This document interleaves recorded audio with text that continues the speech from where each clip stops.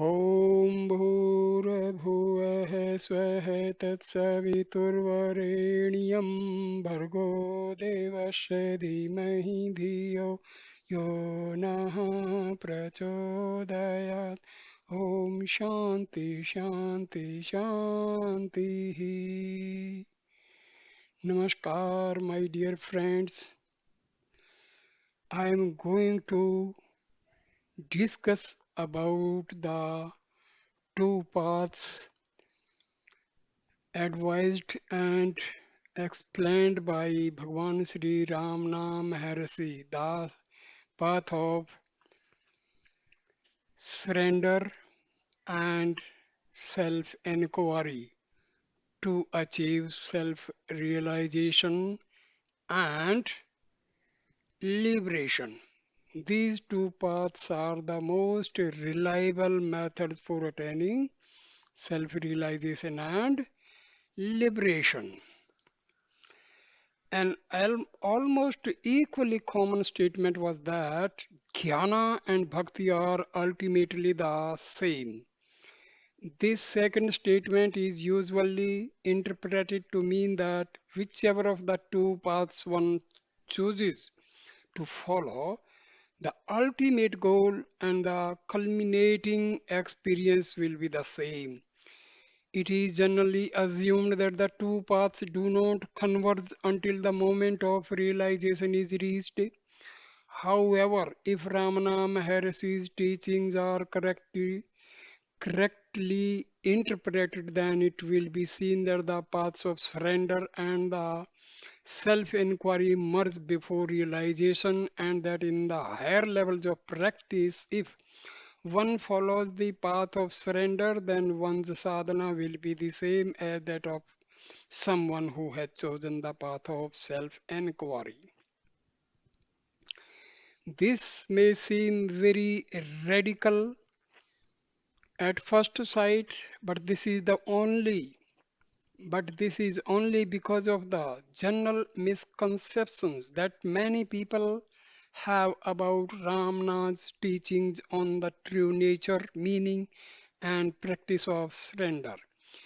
In order to eliminate these misconceptions and to clarify Ramana's attitude and approach to surrender, it will be helpful to examine some of these commonly held ideas in the light of Ramana's statements on the subject. Firstly, to show how unfounded most of these ideas are, and secondly, by eliminating them to illustrate the profundity of Ramana's real teachings. The most convenient starting point for this inquiry is the relationship that exists between Ramana Maharshi, the Guru, and the thousands of people who call themselves his devotees. There is a long tradition in this country, that is India, of people accepting certain teachers as their gurus and then proclaiming immediately that they have surrendered to them. In most cases, this surrender is only a statement of intent, or at best, there is a partial surrendering to this new authority figure in the hope of acquiring some material or spiritual reward. Maharshi Ramana's opposition to this type of religious bribery was quite clear, and it is best summed up in the following statement: surrender to him and abide by his will. Whether he appears or vanishes, await his pleasure. If you ask him to do as you please, it is not surrender, but command to him. You cannot have him obey you and yet think that you have surrendered. He knows what is best and when and how to do it. Leave everything to him. His is the burden. You no longer have any cares. All your cares are his. Such is surrender. This is bhakti. This talk number 425.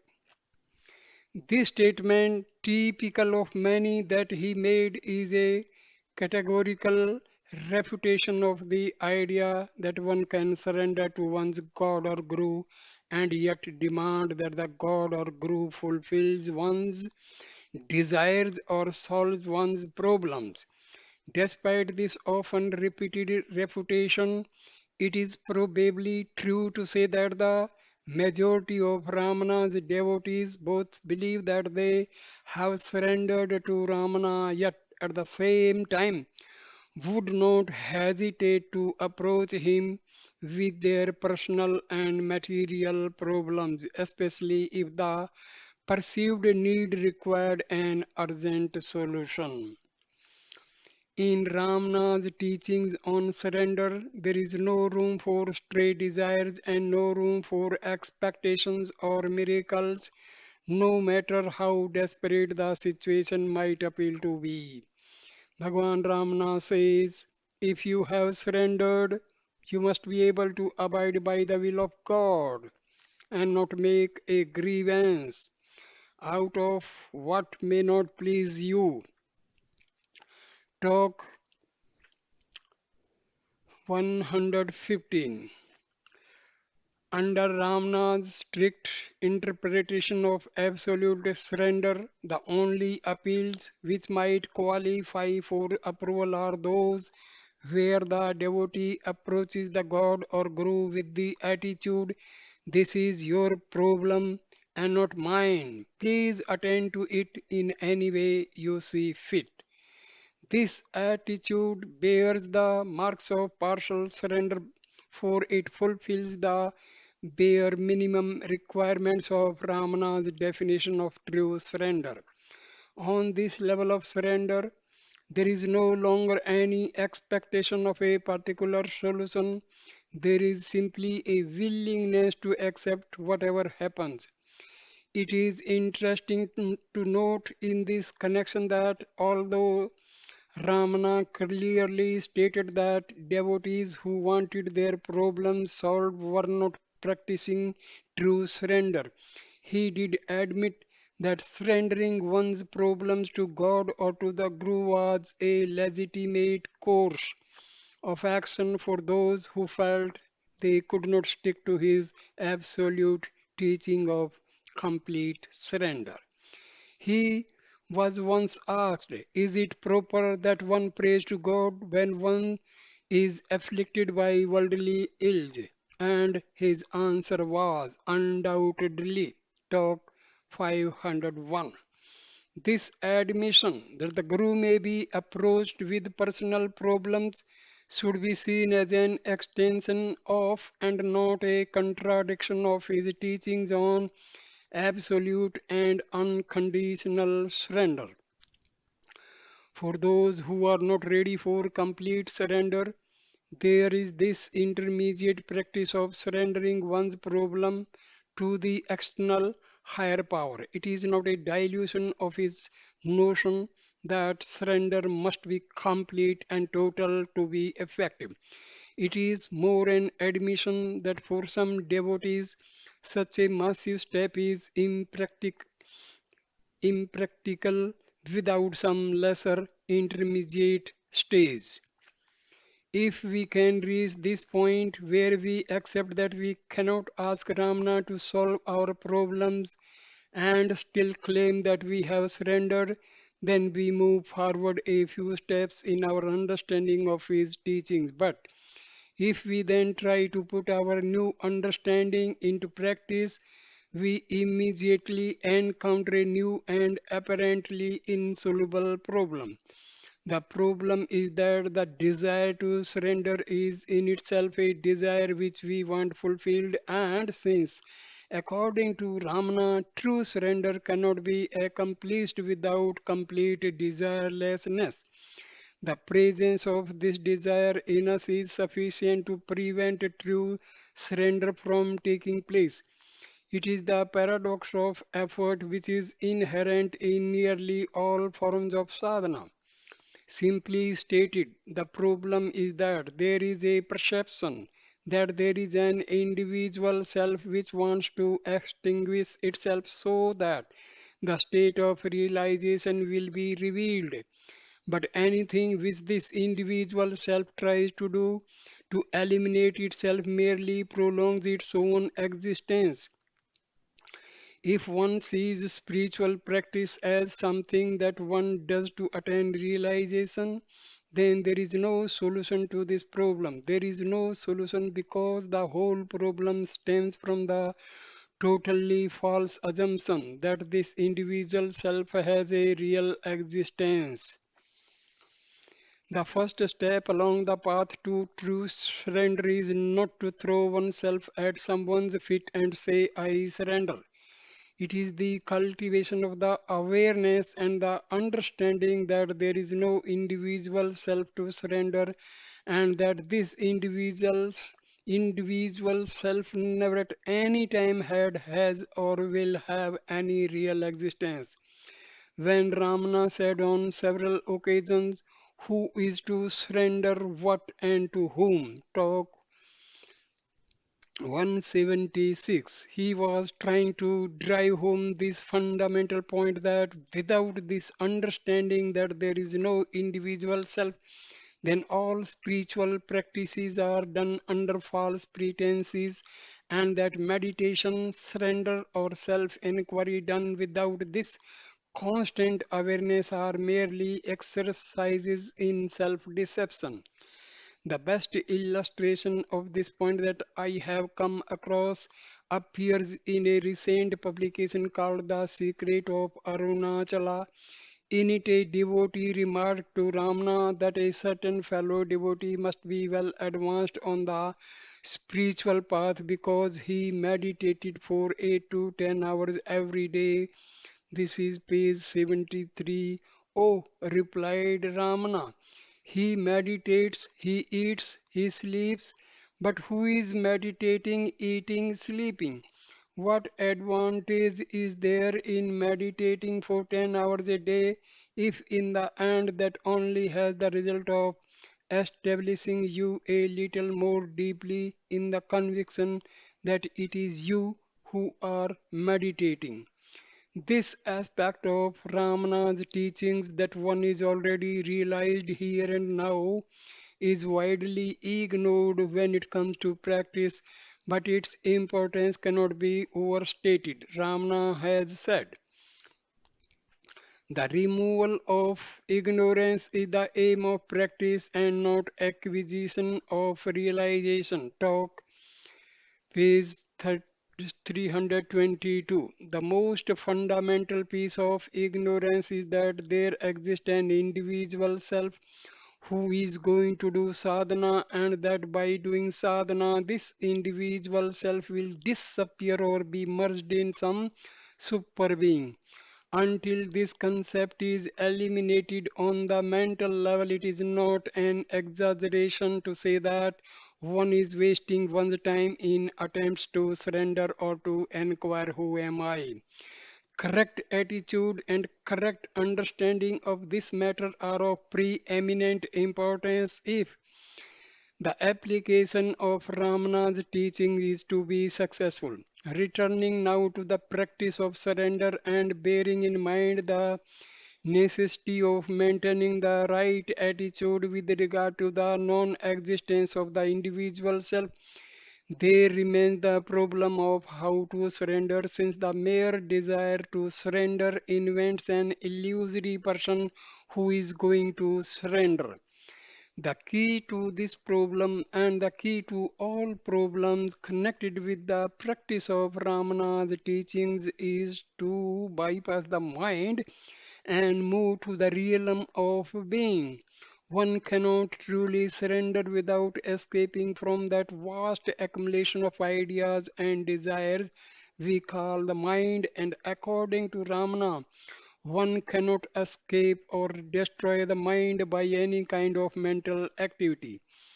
Ramana's solution is to let the mind subside to the point where it disappears, and what remains when the mind has subsided is the simple, pure being that was always there. In a conversation in talks, Ramana gives the following illuminating answer. He says,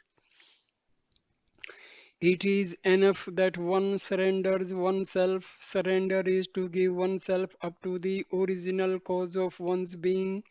One's source is within oneself. Give yourself up to it.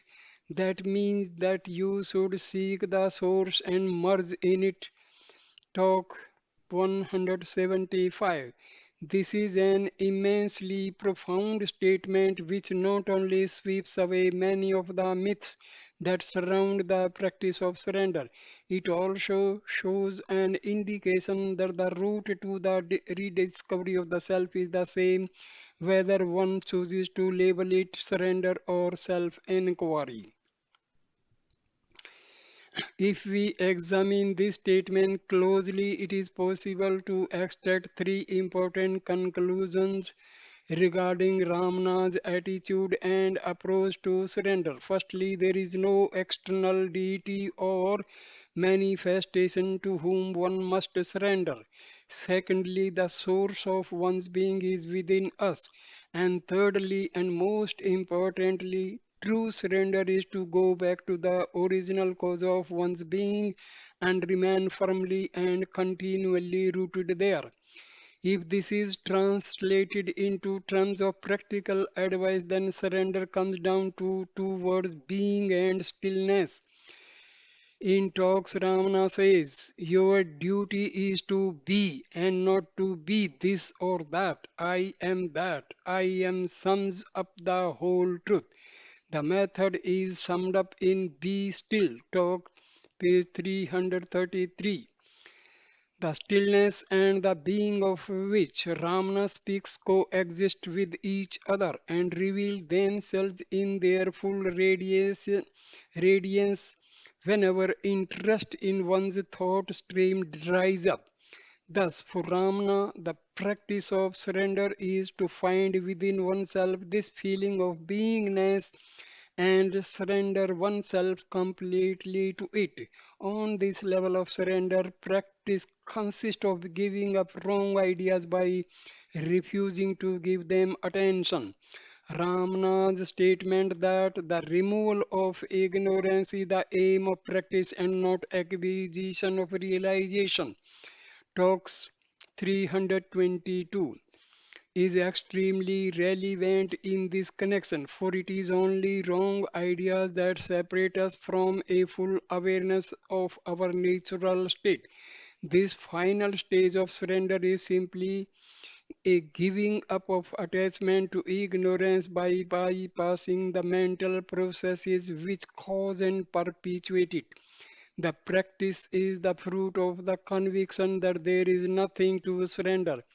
For by denying attention to the mental processes, one is finally surrendering the erroneous idea that there is an individual self to surrender. When one attempts to practice this conviction by putting attention on the feeling of being that is within us, thoughts and desires will initially continue to grow at their normal rate. But if attention is maintained over a period of time, the density of thoughts decreases, and in the space between them there emerges the clarity, the stillness, and the peace of pure being. Occasionally, this stillness and this peace will expand and intensify until a point is reached where no effort is needed to sustain the awareness of being. The attention merges imperceptibly with the being itself, and the occasional stray thoughts no longer have the power to distract. When this point of surrender has been reached, all the ignorant misconceptions which constitute the illusory ego have disappeared. But this is not the final state of realization because the misconceptions are only in suspension and sooner or later they can emerge again. Ramana has stated that the final definite elimination of ignorance is a matter for self. He says that effort can only take one to a certain point and then the self takes over and takes one to the goal. In the case of surrender, the initial effort is the shifting of one's attention from the world of thoughts to the feeling of being. When there is no attention on it, the mind subsides, revealing the being from which it came there in some mysterious way. The self eliminates the residual ignorance and realization dawns. Ramana summed it all up very neatly when he said, just keep quiet and Bhagwan will do the rest. Ramana Maharshi and the Path of Self Knowledge, page 147. This shifting of attention is the ultimate act of surrender. It is an acknowledgement that the mind, its concepts and desires are all ignorance, and that involvement in and attachment to the ignorance is all that prevents a full awareness of reality. It is an acknowledgement that nothing that is understood or believed is of any use, that no belief, theory, idea, or mental activity will bring one any nearer to realization. It is an acknowledgement and a final acceptance of the idea that all striving and all notions of attainment are futile and illusory. This simple shifting of attention constitutes the culmination of surrender because it is that final surrendering of the ignorant notion that there is an individual self to surrender. It is the final acceptance in practice of the conviction that there is only attachment to wrong ideas and that this attachment can be severed by refusing to give these ideas any attention. This final level of surrendering ignorance represents the full flowering of Ramana's teachings on surrender, and any less absolute interpretation merely entangles one in the meshes of the ignorant ideas he was striving so hard to eliminate. It is admitted that as a concession to weakness, he occasionally permitted and approved lower levels of surrender, such as devotion and worship. But those who could comprehend and practice his more absolute teachings, he would be satisfied with nothing less than the total unconditioned surrender which is implied in the practice of being and the detachment from ignorance. Bearing this in mind, it will now be constructive to have a closer look at the practice of self inquiry and to focus attention on the large overlap that exists between inquiry and surrender. Ramana's advice on self inquiry was clear, simple, and direct, but like his advice on surrender, it has often been misunderstood and misrepresented. The easiest way to avoid errors is to remember three simple but fundamental tenets of Ramana's teaching. Number one, firstly, that we are all realized here and now, and that the only purpose of sadhana is to remove the idea that we are not. Second, secondly, there is no individual self to extinguish because the individual self never at any time existed. Third, and thirdly, no amount of mental sadhana is helpful because the mind cannot do anything except extend the frontiers of its own ignorance. If an awareness of these points is continually maintained, then the most obvious errors in practice can be avoided.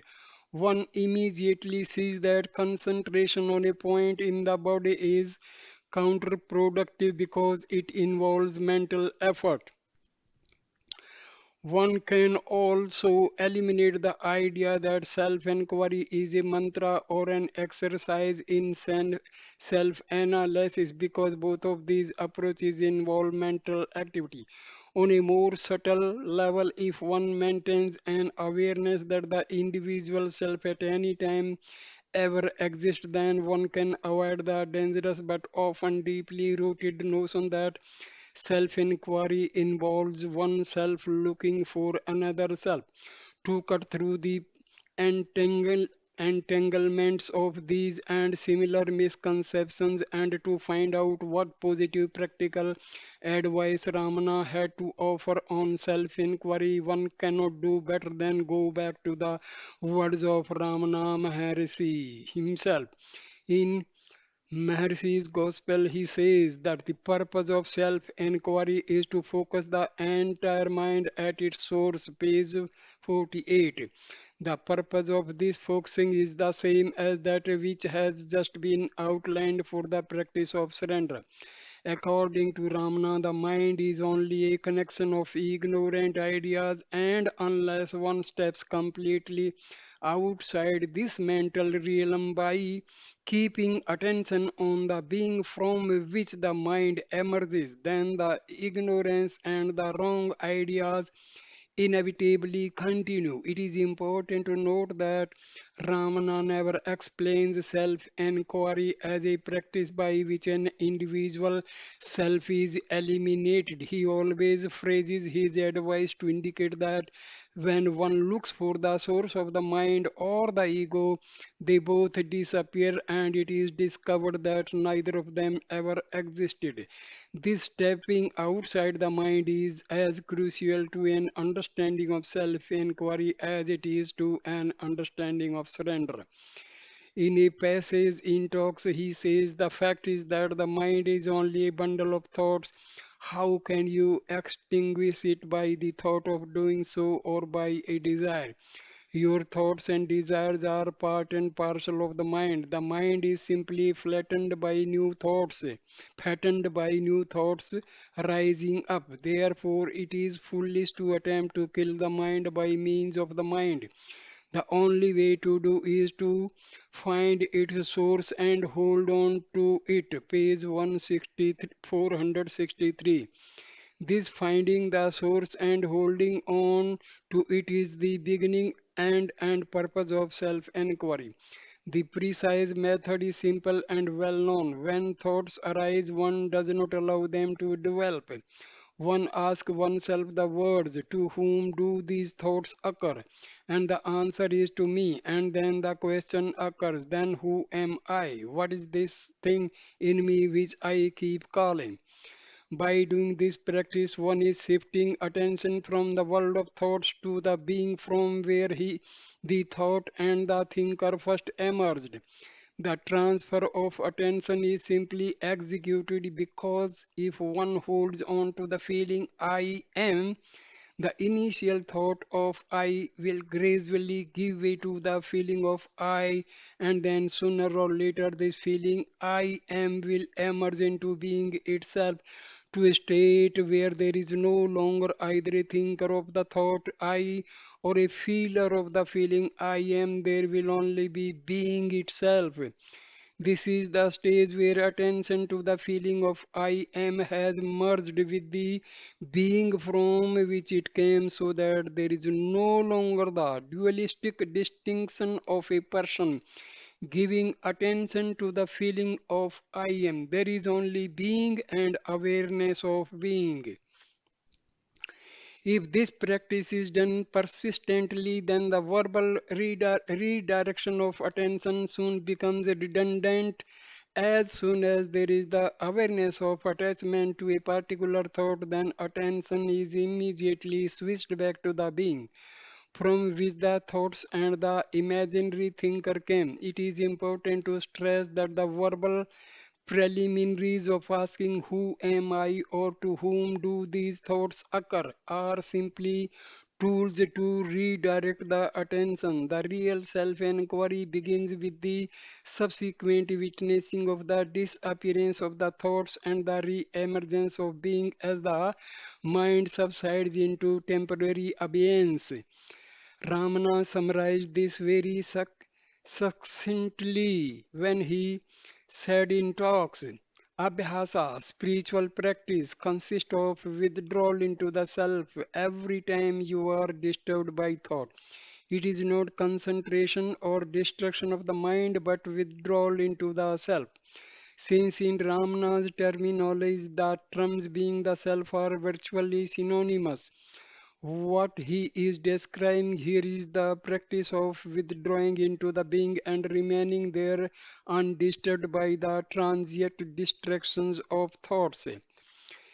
This practice may be viewed from two perspectives. On the higher levels of surrender, maintaining awareness of being can be seen as a surrendering of wrong ideas, including the wrong idea that there is someone to surrender, whereas in self inquiry, one reaches this same point of being by actively discarding thoughts and by tracing back the feeling of I am until it finally subsides into the being from which it came. Though the two descriptions might appear to be describing two completely different approaches, particularly in the preliminary stages, if the practices of surrender and self inquiry are persistently and earnestly pursued, the two approaches finally merge imperceptibly into the single practice of being. To surrender false ideas is simply to be, and that same state of being is the point where thoughts and the idea of the thinker disappear. This point, this state of being, is beautifully described in talks when Ramana says, it is the state of perfect awareness and perfect stillness combined. It is the interval between two successive thoughts and the source of and the source from which the thoughts spring. Go to the roots of the thoughts and you reach the stillness of sleep, but you reach it in the full vigor of search, that is, with perfect awareness. Page 564. This point, which Ramana describes so graphically, is the point of convergence between the path of self inquiry and the path of surrender. The final definitive detachment from ignorance has not yet happened, for this final elimination is a matter for the self. Until that elimination takes place, one can only be, and once the awareness of being is maintained effortlessly, then the being of surrender in which one has given up all ideas is the same being which results from witnessing the disappearance of the I thought. This state of being is still a stage of sadhana, for it lacks permanence and the mind is liable to reassert its dominance at any time. However, it is the final stage, and as such, it is the purest and deepest level of both surrender and self inquiry. It is a state which belongs neither to the world of ignorance nor to the absolute reality, but somehow mysteriously, according to Ramana, it provides the link between the two. When Ramana said on one occasion, do not meditate, be, do not think that you are, be. Secrets of Arunachala, page 73.